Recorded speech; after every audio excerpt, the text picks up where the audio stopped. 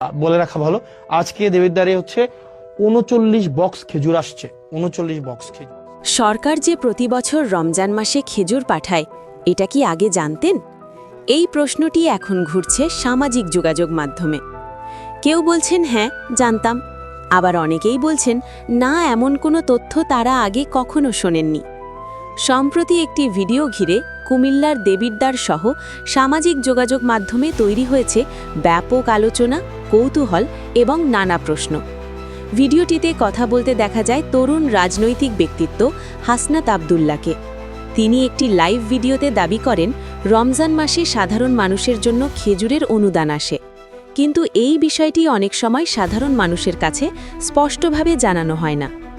লাইভে তিনি কাগজে হিসাব দেখিয়ে বলেন, কুমিল্লা জেলার জন্য রমজান উপলক্ষে খেজুরের একটি বড় চালান আসে। সেই বরাদ্দ থেকে দেবিদ্বার উপজেলার জন্য নির্দিষ্ট পরিমাণ খেজুর দেওয়া হয়েছে। তথ্য অনুযায়ী পুরো কুমিল্লা জেলায় প্রায় ৫০০ কাটান খেজুর বরাদ্দ আসে, আর দেবিদ্বার উপজেলার জন্য আসে প্রায় ৩৯ কাটান খেজুর।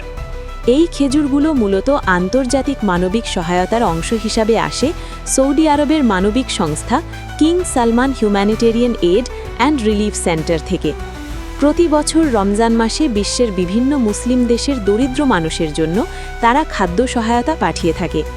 কিন্তু প্রশ্ন উঠেছে অন্য জায়গায়। অনেক মানুষ বলছেন, যদি সত্যিই প্রতি বছর এমন সহায়তা আসে, তাহলে সাধারণ মানুষ আগে কেন জানতেন না? আবার কেউ কেউ বলছেন, এত বড় একটি উপজেলার জন্য মাত্র কয়েক ডজন খেজুর কি যথেষ্ট? সামাজিক যোগাযোগ মাধ্যমে এখন এই নিয়েই চলছে আলোচনা।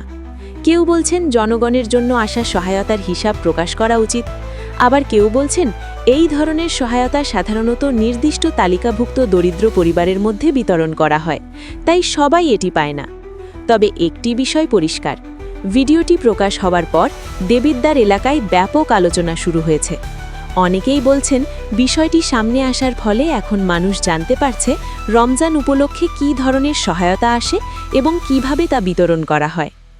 অন্যদিকে অনেকেই মনে করছেন যদি এই ধরনের তথ্য নিয়মিতভাবে প্রকাশ করা হয়, তাহলে জনগণের মধ্যে স্বচ্ছতা ও আস্থা আরও বাড়বে। সব মিলিয়ে একটি ভিডিও এখন নতুন করে প্রশ্ন তুলেছে, জনগণের জন্য আসা সহায়তা সম্পর্কে আমরা আসলে কতটা জানি, আর ভবিষ্যতে কি এই সহায়তার তথ্য আরও খোলামেলাভাবে মানুষের সামনে আসবে? এই প্রশ্নগুলোর উত্তর সময়ই বলে দেবে।